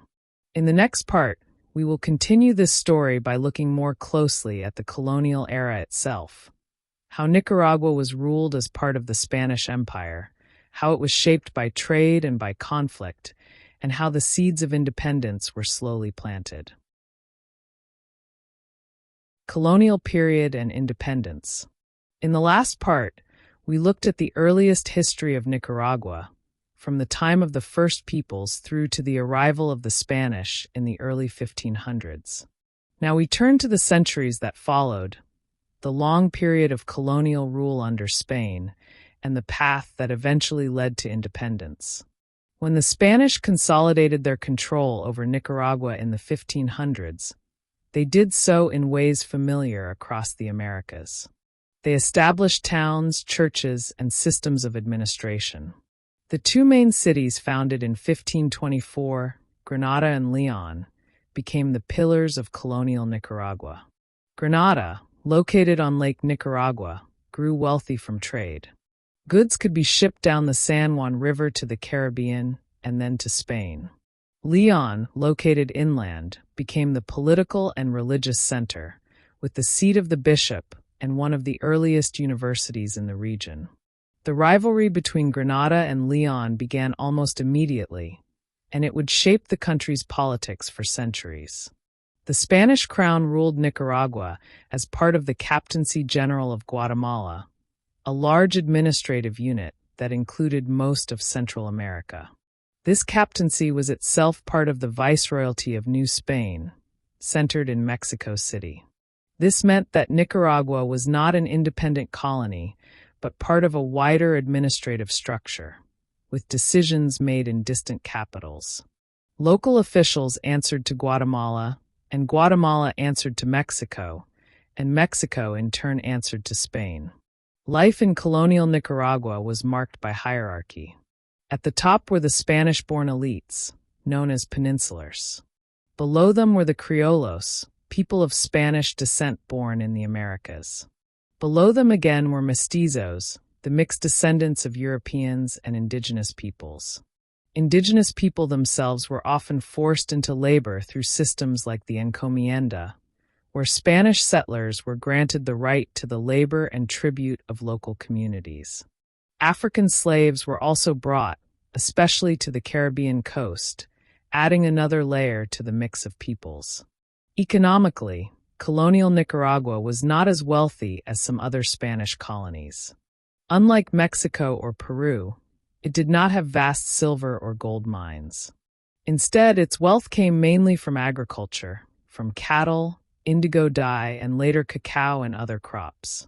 The fertile soils of the Pacific lowlands allowed farming, but production was often for local consumption or for limited export rather than for the massive flows of treasure that enriched Spain elsewhere. Still, Granada prospered. Its location on Lake Nicaragua gave it access to trade routes, and its merchants grew rich. Pirates sometimes attacked the city, traveling up the San Juan River from the Caribbean. In fact, Granada was sacked and burned several times by English and Dutch raiders in the 1600s. These attacks showed both the wealth of the city and its vulnerability. León, meanwhile, developed as a center of intellectual and religious life, with churches, schools, and political influence. The rivalry between León and Granada reflected deeper divisions. Granada tended to represent conservative interests, the wealthy, the merchants, and those who favored strong ties to Spain. León tended to represent liberal interests, the intellectuals, reformers, and those who pushed for more local autonomy. These divisions did not yet mean independence, but they foreshadowed the struggles that would come later. Colonial society also experienced the slow erosion of indigenous life. Many communities were absorbed into the colonial system, their languages and traditions weakened by Spanish rule and by the Catholic Church. At the same time, on the Caribbean coast, Spanish control was weaker. There, British influence grew, especially from the 1600s onward. The British formed alliances with the Mosquito people, who became powerful in their own right. The so-called Mosquito Kingdom, though never fully independent, was a regional force, supported by Britain as a way to weaken Spain's hold on Central America. This created a dual history, a Spanish colonial Nicaragua on the Pacific side and a more contested, diverse Caribbean side. By the late 1700s and early 1800s, the winds of change began to blow. Across the Americas, colonies began to seek independence. The American Revolution of 1776, the Haitian Revolution of 1791, and the Wars of Independence in South America in the early 1800s all inspired movements in Central America. In 1821, Spain's power was weakened by turmoil at home and abroad. On September 15, 1821, the provinces of Central America declared independence from Spain. This included Nicaragua, along with Guatemala, Honduras, El Salvador, and Costa Rica. But independence did not mean immediate clarity. At first, the newly independent Central American provinces briefly joined the Mexican Empire under Agustin de Iturbide. When that empire collapsed in 1823, they formed the Federal Republic of Central America. Nicaragua was one of the member states of this federation, along with its neighbors. The federation was meant to provide unity and strength, but in practice, it was unstable. Regional rivalries, ideological divisions, and weak institutions made it fragile. Within Nicaragua, the rivalry between León and Granada deepened. The liberals of León and the conservatives of Granada could not agree on the direction of the new country.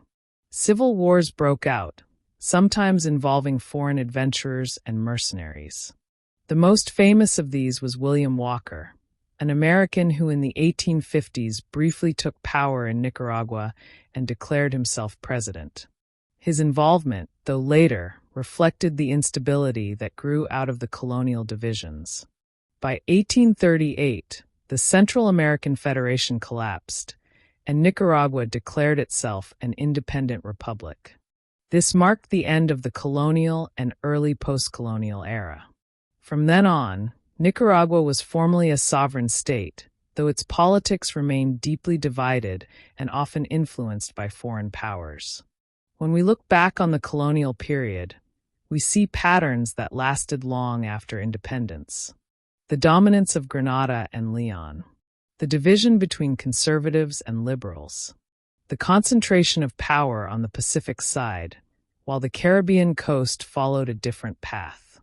The persistence of inequality, with Spanish-descended elites at the top and indigenous and African peoples at the margins. And the vulnerability of Nicaragua to outside forces, whether pirates in the 1600s, British influence on the Caribbean coast, or regional federations in the 1800s. So, the colonial period was not just a background. It was the foundation on which the modern country was built, a foundation of rivalry, inequality, and divided geography, but also of enduring cities, cultural blending, and the first stirrings of independence. In the next part, we will move forward into modern history, where we will see how Nicaragua navigated the 19th and 20th centuries. The civil wars, the rise and fall of dictatorships, revolutions, foreign interventions, and the struggles that shaped the country we know today. Modern history. When Nicaragua became an independent republic in 1838, it carried with it the legacies of colonial rule. The rivalry between León and Granada, the tension between liberals and conservatives, and the division between the Pacific lowlands and the Caribbean coast did not disappear with independence. Instead, they shaped the politics of the new republic for more than a century. The story of Nicaragua in the modern era is one of repeated conflict, foreign involvement, dictatorship, revolution, and attempts at rebuilding. In the 19th century, Nicaragua was caught in constant struggles between liberal and conservative factions. León, as the liberal stronghold, pushed for reforms for trade openness and for weaker ties to the church. Granada, as the conservative center, defended the traditional elites, the landowners, and the Catholic order. Civil wars erupted again and again, weakening the young republic. One dramatic episode came in the 1850s, with the arrival of William Walker. Walker was an American adventurer or filibuster who took advantage of Nicaragua's political divisions. Invited by one side in the civil conflict, he soon seized power for himself. In 1856, he declared himself president of Nicaragua and even attempted to reinstate slavery, hoping to attract support from the southern United States. His rule, however, was short-lived. A coalition of Central American countries united against him, and in 1857 he was forced out. Walker's episode showed both Nicaragua's instability and the danger of foreign interference. Through the late 19th and early 20th centuries, Nicaragua remained unstable. Presidents and governments came and went, often through coups or uprisings. The United States grew increasingly interested in Nicaragua, especially because of its potential as a canal route between the Pacific and the Caribbean. Although the Panama Canal was eventually built instead, Nicaragua's geography kept it in the spotlight. By the early 20th century, U.S. influence in Nicaragua was very strong. American troops were sent several times, officially to maintain order, but also to protect U.S. interests. From 1912 to 1933, U.S. Marines were stationed in Nicaragua almost continuously. This presence was deeply resented by many Nicaraguans, who saw it as an occupation. Resistance to foreign control took the form of rebellion. The most famous leader of this resistance was Augusto C. Sandino. From the late 1920s until his assassination in 1934, Sandino led a guerrilla war against U.S. forces and against the governments he saw as their allies. His movement, based in the northern mountains, became a symbol of national dignity and resistance. Though Sandino was eventually killed, his legacy lived on, and later generations of Nicaraguans would invoke his name in their own struggles. Out of this turbulent period also came a dictatorship. In the 1930s, the Somoza family rose to power. Anastasio Somoza Garcia became commander of the National Guard, the military force created under U.S. supervision. In 1936, he seized power, beginning a dynasty that would rule Nicaragua for more than 40 years. Somoza Garcia, and later his sons Luis Somoza Debayle and Anastasio Somoza Debayle, controlled the country as a family regime. The Somoza dictatorship combined repression with patronage. The family amassed enormous wealth, owning land, businesses, and much of the economy. Political opponents were harassed, imprisoned, or killed. Yet the Somozas maintained support from the United States, which saw them as reliable allies during the Cold War. Stability, even if authoritarian, was valued more than democracy in the eyes of foreign powers. Over time, opposition to the Somozas grew. Inspired by the legacy of Sandino, a new movement formed in the 1960s, the Sandinista National Liberation Front, or FSLN. This leftist revolutionary group sought to overthrow the dictatorship through armed struggle. Throughout the 1970s, the Sandinistas gained strength, especially as the Somoza regime became more corrupt and brutal. A devastating earthquake struck Managua in 1972, killing tens of thousands. The Somoza government's mismanagement of relief funds, and the perception that it enriched itself from disaster, fueled public anger. By the late 1970s, the opposition to Somoza was broad. Business leaders, students, priests, and guerrilla fighters all united against him.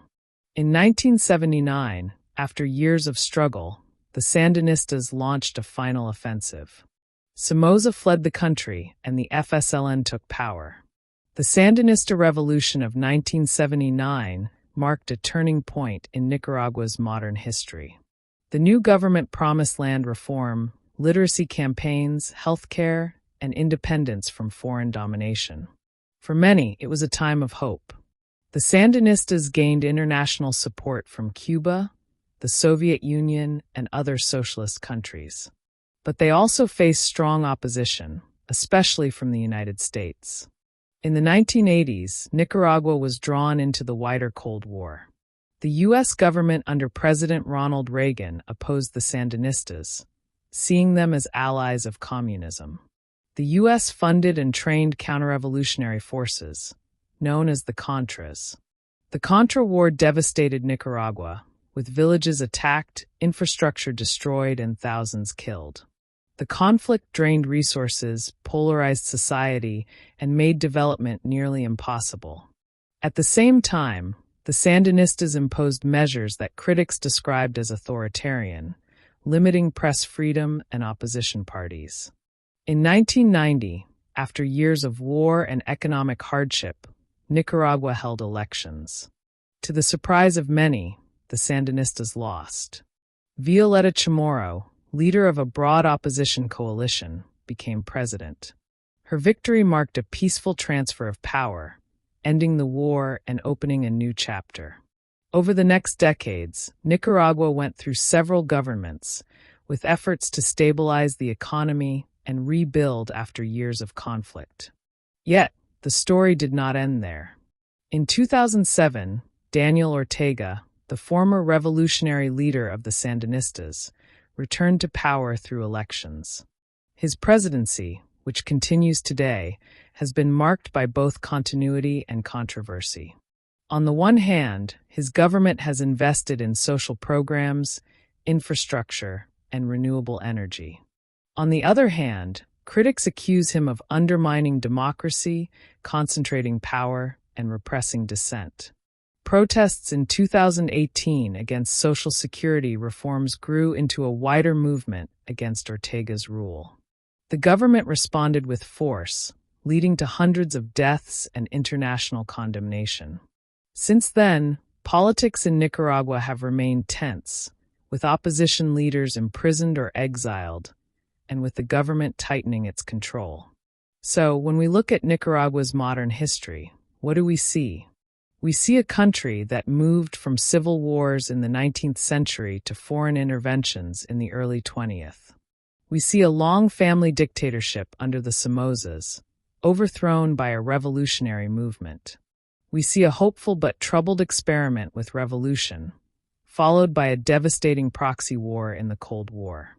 We see a transition to democracy in the 1990s, and then a return of the Sandinista leadership in the 2000s, with new forms of control and conflict. Nicaragua's modern history is not simple. It is a story of resilience, of repeated struggles for independence and justice, of hopes raised and dashed, of progress and setbacks. It is also a story of how a small country, in a strategic location, became a stage for global conflicts. As we continue, we will move from history to the present. In the next part, we will ask, what is Nicaragua like today? What is the climate? How do people live? What is the culture? And how are the regions different from one another? The country today. When we turn from history to the present, we find a Nicaragua that is shaped by everything that has come before, by the geography of its lakes and volcanoes, by the colonial divisions between León and Granada, by the Somoza dictatorship, the Sandinista revolution, the Contra War, and by the political struggles of recent decades. To understand the country today, we can take our time and look slowly at its climate, its economy, its society, its culture, and its regional differences. Nicaragua is a tropical country. Its climate varies depending on altitude and location, but in general it is warm and humid for most of the year. Along the Pacific side, the climate is tropical savanna, with a marked dry season and a rainy season. The dry season usually runs from November to April, when the skies are clear and the land can become brown and dusty. The rainy season lasts from May to October, when heavy downpours make the countryside green again. In the Central Highlands, the temperatures are cooler, especially at night, and the climate is more temperate. On the Caribbean coast, the climate is tropical rainforest, with high humidity and rainfall throughout the year. Hurricanes and tropical storms can strike this side of the country, bringing destruction to coastal communities. This variation means that life in Nicaragua today is closely tied to the rhythm of the seasons and to the challenges of weather. The majority of Nicaraguans still live on the Pacific side of the country. Here are the largest cities, the main highways, the universities, and the industries. Managua, León, Granada, Masaya, and Chinandega form a belt of urban life that concentrates much of the population and economic activity. Agriculture is important here, with crops like coffee, sugarcane, tobacco, rice, and beans. Factories produce textiles, cigars, and other goods, often for export. Trade passes through the port of Corinto on the Pacific coast, connecting Nicaragua to international markets. The Central Highlands, with cities like Matagalpa and Jinotega, are the heart of Nicaragua's coffee industry. The mountains and cooler climate make them suitable for high-quality coffee, which is exported around the world. Small farmers and cooperatives play a large role here, alongside larger estates. Life in these regions is shaped by coffee seasons, with harvests employing thousands of workers each year. On the Caribbean coast, life is different. The cities of Bluefields and Puerto Cabezas are much smaller than those on the Pacific side, and they are more isolated.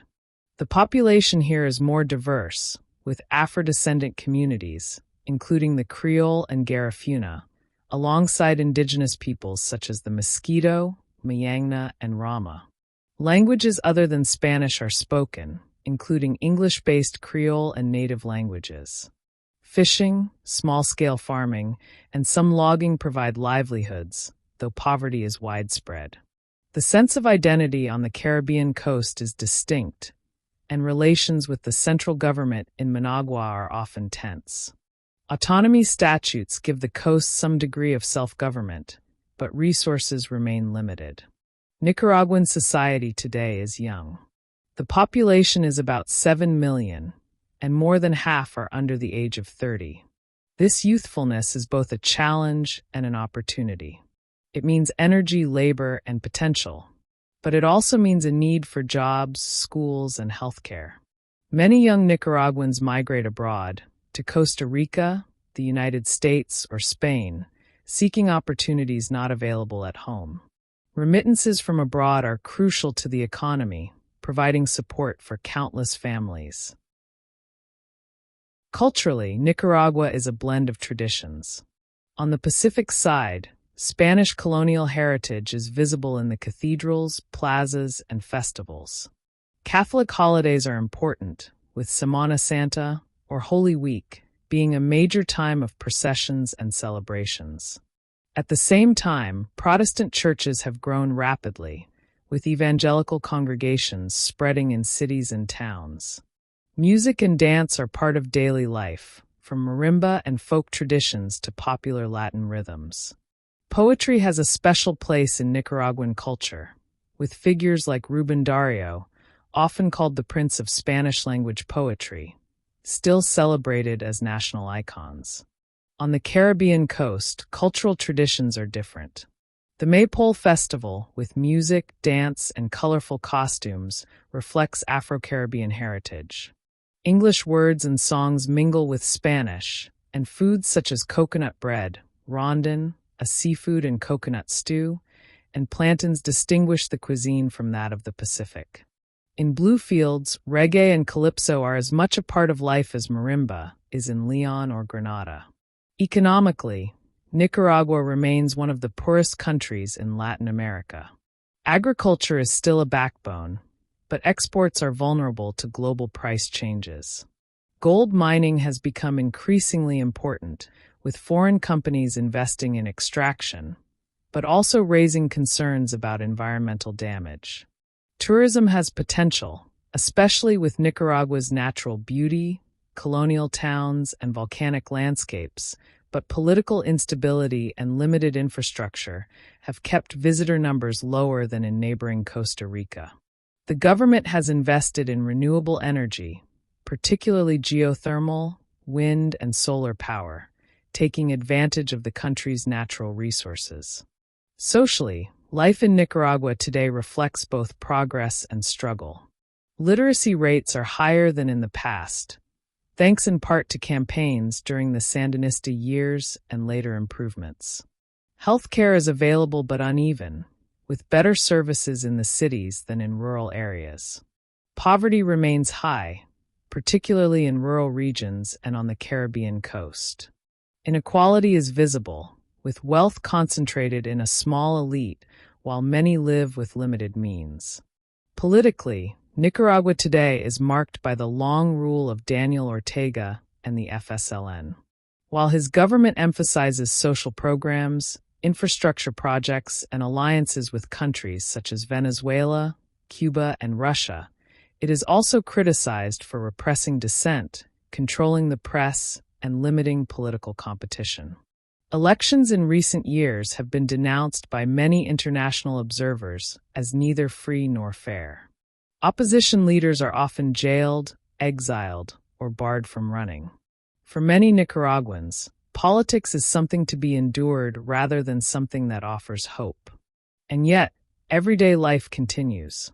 Families gather for meals of gallo pinto, the national dish of rice and beans.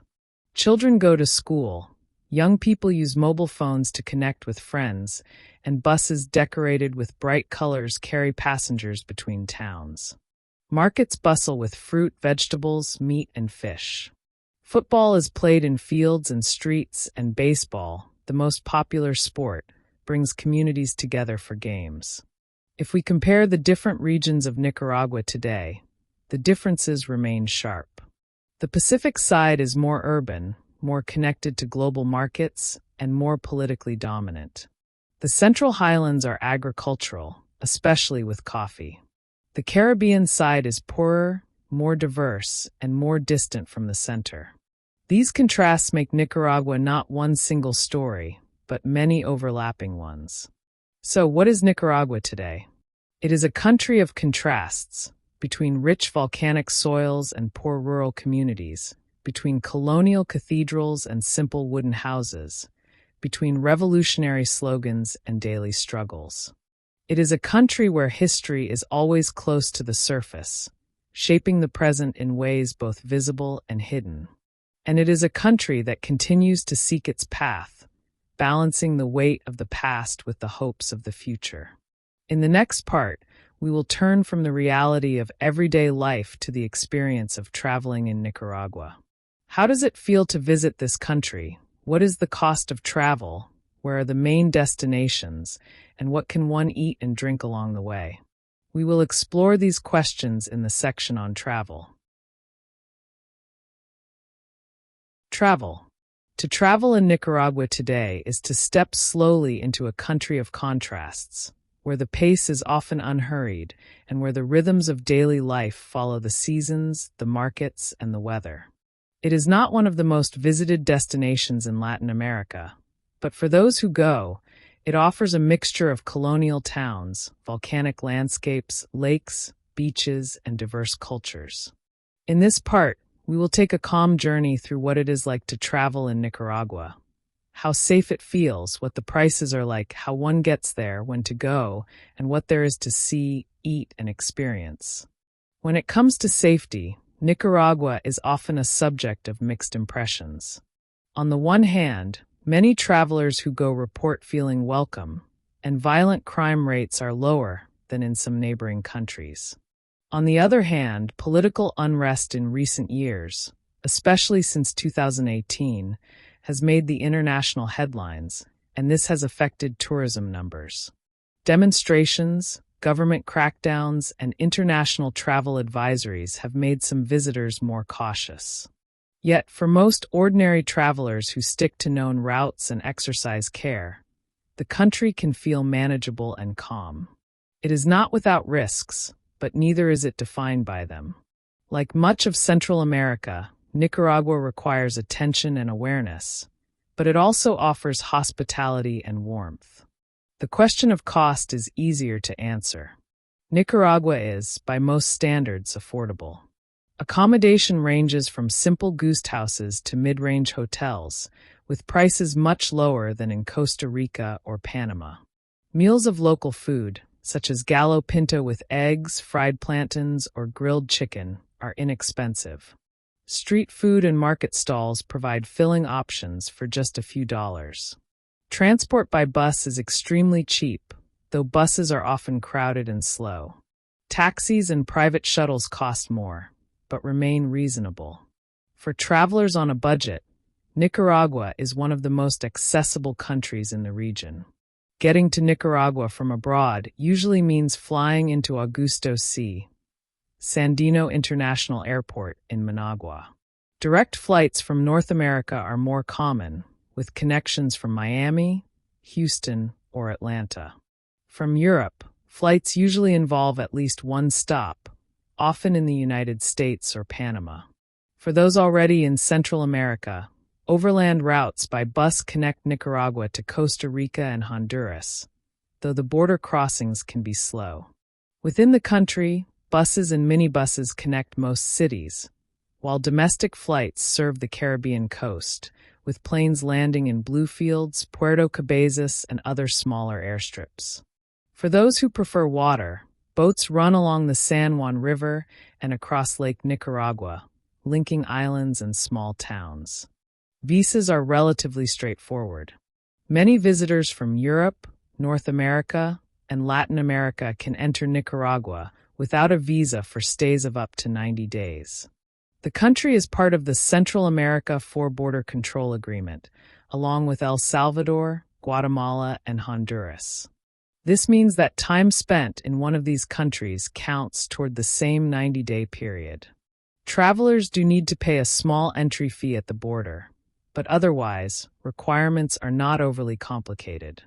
The timing of a visit depends on the seasons. The dry season, from November to April, is generally considered the best time to travel. Roads are easier, rain is less likely to interrupt plans, and the air is clearer. The rainy season, from May to October, brings daily downpours, especially in the afternoons, but it also makes the landscape lush and green. Some travelers prefer this season, as the countryside looks more alive and tourist numbers are lower.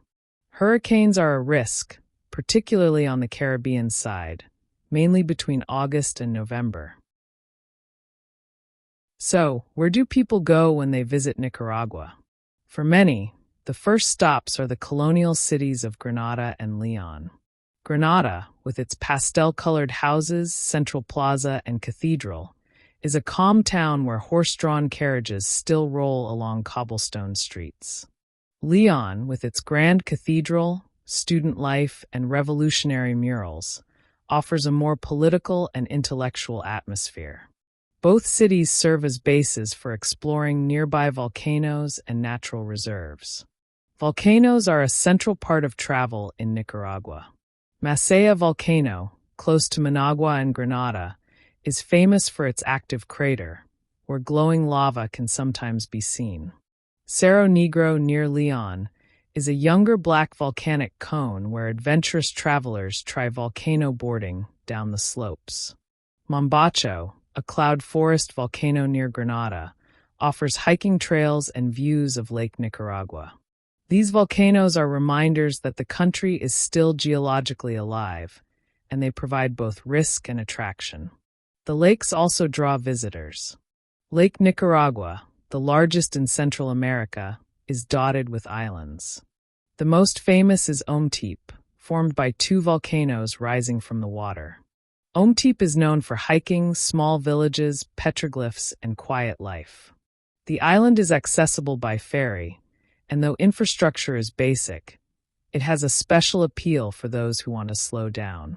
Lake Managua, closer to the capital, is less visited, partly because of pollution, but it too is a defining feature of the landscape. On the Pacific coast, beaches stretch from north to south. San Juan del Sur is the most famous beach town, popular with surfers, backpackers, and travelers looking for a laid-back atmosphere. Other beaches, such as Playa Maderas, Playa Popoyo, and Playa Gigante, attract those interested in waves and sunsets. Fishing villages, small resorts, and undeveloped stretches of sand give the coast a variety of moods. The Caribbean coast, by contrast, is more remote. The Corn Islands, Big Corn and Little Corn, are tropical islands with turquoise waters, palm trees, and coral reefs. They are reached by flights from Managua or by boat from Bluefields. Life here moves slowly, and tourism is less developed, giving a sense of stepping back in time. Bluefields itself offers a different culture, with Creole English, reggae music, and Afro-Caribbean food. Food is an important part of travel. Nicaraguan cuisine is centered on corn, beans, rice, and plantains. Gallo pinto, the mixture of rice and beans, is eaten daily. Nacatamails, a local version of tamales, are made of corn dough filled with meat and vegetables, wrapped in banana leaves. Quesillo, a tortilla with cheese, cream, and onions, is a popular snack. On the Caribbean side, seafood and coconut are common, with dishes like rondon. Fresh fruit, from mangoes to papayas to pineapples, is available in markets. Drinks include pinolillo, a traditional corn and cacao beverage, and rum, which is produced locally. Travel in Nicaragua also brings encounters with culture.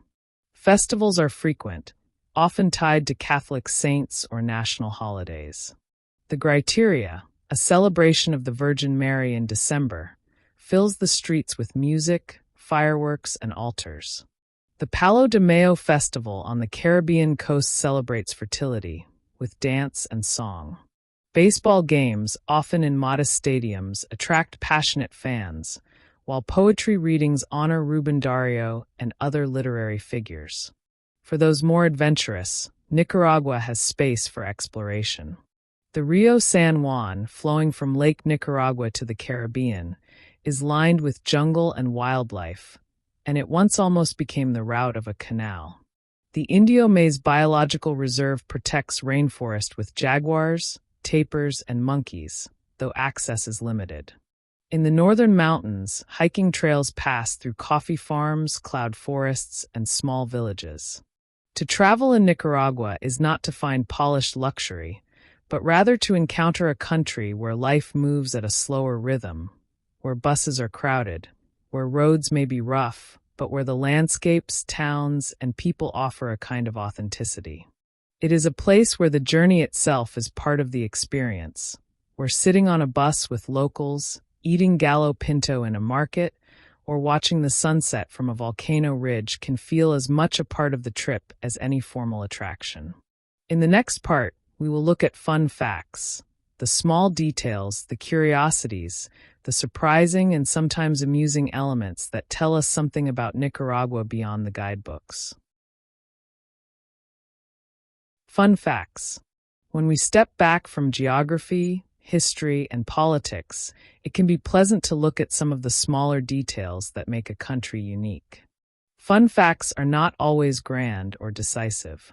They are often the kinds of things one might hear in passing or notice in everyday life, and yet they say something about how people live, what they value, and how the world has connected to them. Nicaragua has more than enough of these details, and we can take our time to go through them one by one slowly, without rushing.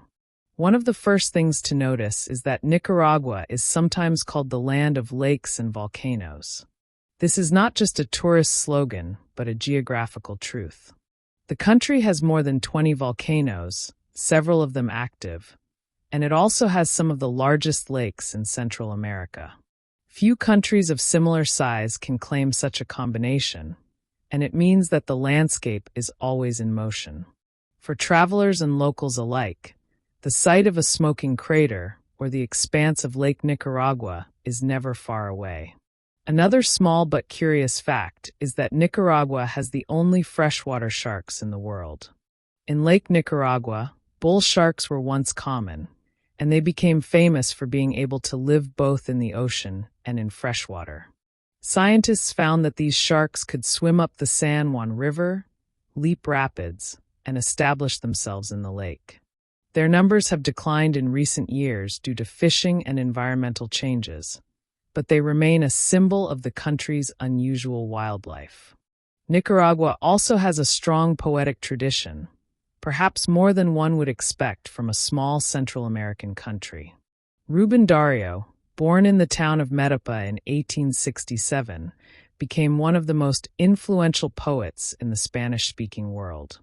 His style, known as modernismo, reshaped Spanish literature and inspired writers across Latin America and Europe. In Nicaragua today, Darío is not just a historical figure, but a national icon. His image appears on currency, his house is preserved as a museum, and schools and institutions bear his name. To say that Nicaragua is a land of poets is not an exaggeration. In the realm of sports, Nicaragua has a different profile than much of Latin America. While football is popular, it is not the dominant sport. Baseball is the true national passion. Introduced from the United States in the late 19th century, baseball took deep root, especially on the Pacific side. Today, stadiums fill with fans, local leagues thrive, and Nicaraguan players have gone on to play in Major League Baseball in the United States. Names like Dennis Martinez, who pitched a perfect game in 1991, are remembered with pride. For many Nicaraguans, baseball is not just a sport but a social gathering and a tradition. Another fun fact lies in the country's festivals. One of the most distinctive is La Purísima, or the Immaculate Conception. Each year in December, people build altars to the Virgin Mary in their homes, and neighbors and visitors stop by to sing and pray. In return, they receive gifts of sweets, fruit, or small toys. Fireworks light up the night, and the celebration fills entire cities. It is both religious and festive, serious and playful, and it reflects the blend of Catholic devotion and community spirit that runs through much of Nicaragua's culture. On the Caribbean side, the Palo de Mayo Festival offers a very different expression. Here, in Bluefields and other towns, people dance around a decorated pole to the rhythm of Afro-Caribbean music. The festival celebrates fertility, joy, and cultural identity. With colorful costumes and energetic dancing, it is far removed from the solemnity of La Purísima, but it is equally Nicaraguan. Together, the two festivals show the diversity within the country. When it comes to inventions or unique contributions, Nicaragua may not be as well known as larger countries, but it has produced notable figures. One example is Tony Melendez, a guitarist born in Nicaragua who plays without arms. He moved to the United States, where he became famous for his performances and for inspiring audiences worldwide. His story is one of resilience and creativity, qualities often associated with the country itself. Food also provides some lighter details. The national dish, gallo pinto, is eaten so frequently that many joke about it being impossible to go a day without it. The combination of rice and beans may seem simple, but it is treated with care, with variations depending on region and taste. In León, quesillo is another favorite snack, consisting of a tortilla filled with cheese, cream, and onions, often sold by women at roadside stands. On the Caribbean coast, the use of coconut in almost every dish gives meals a distinctive flavor, from soups to breads. For drinks, pinolillo is worth mentioning. Made from ground corn and cacao, it is mixed with water or milk to create a thick, somewhat gritty drink. It is so closely tied to identity that Nicaraguans sometimes call themselves pinoleros, people of Pinolillo. To be Nicaraguan, in this sense, is to belong to the land and to its traditions. There are also fun facts in the way Nicaraguans use language. Local expressions such as chill, used for a light-skinned person, or jodido, a flexible term for being in trouble, show the richness of Nicaraguan Spanish. These words are often heard in markets, buses, and streets, giving the language a flavor that outsiders quickly notice. On the Caribbean coast, the mixture of English-based Creole with Spanish adds even more variety, making Nicaragua linguistically diverse in everyday conversation. Curiosities extend even to the country's money. The currency is called the Córdoba, named after the Spanish conquistador Francisco Hernández de Córdoba. But locals often refer to it simply as peso or real, older terms that linger in common speech. Inflation has eroded the value of the Córdoba over time, and many prices are quoted in US dollars, especially for larger purchases. Yet the colorful banknotes, with images of poets, volcanoes, and churches, also serve as small lessons in national identity. Another small but telling fact is that Nicaraguans have a tradition of nicknames. Few people are known only by their formal names. Instead, friends, family, and neighbors often use nicknames that may describe a physical trait, a habit, or an ironic opposite. This practice, common across Central America, gives everyday interaction a playful tone. In terms of global rankings, Nicaragua has some unusual positions. It is, for example, one of the countries with the highest percentage of renewable energy in its electricity grid, thanks to geothermal, hydro, wind, and solar projects. This is not always widely known, but it means that Nicaragua contributes less to carbon emissions than many richer countries. At the same time, it struggles with poverty and underdevelopment, reminding us that progress can be uneven. Even Google searches reveal curiosities. When people search about Nicaragua, they often ask simple questions. Is it safe? Where is it on the map? What language do they speak? What food do they eat? These questions show how little many outsiders know, and yet how curious they are. It is often the small things, the food, the festivals, the sports, that make people want to learn more. In the realm of famous people, beyond Ruben Dario and baseball stars, there are political figures like Violeta Chamorro, the first woman to be elected president in the Americas, and Daniel Ortega, a revolutionary turned longtime president. There are also artists, musicians, and activists who may not be global celebrities, but who shape the country's cultural life. Taken together, these fun facts paint a picture of a country that is not just about wars, politics, or poverty, but also about poetry, baseball, festivals, food, and resilience. They remind us that even small countries contain endless details, each one adding to the whole. In the final part, we will step back and make a slow conclusion, summarizing what we have seen and gently encouraging you, the listener, to stay with us, comment if you wish, and subscribe if you would like to hear about more countries in the future. As we come to the end of our slow journey through Nicaragua, we can pause for a moment and look back at what we have covered. We began with the geography, locating the country between Honduras and Costa Rica, with its two great coasts on the Pacific and the Caribbean. We traced the outline of its lakes and volcanoes, its mountains and rivers, and we placed it within Central America and within the world. We then moved through the facts of its size, its population, its languages, and its religion. We saw how Spanish is the common tongue, but how indigenous languages and Creole still survive on the Caribbean coast. We noted that most people are mestizo, but that Nicaragua is also home to indigenous peoples and Afro-descendant groups, each with their own traditions. We looked at its capital, Managua, and the other major cities, León, Granada, and Matagalpa, each with its own identity and history.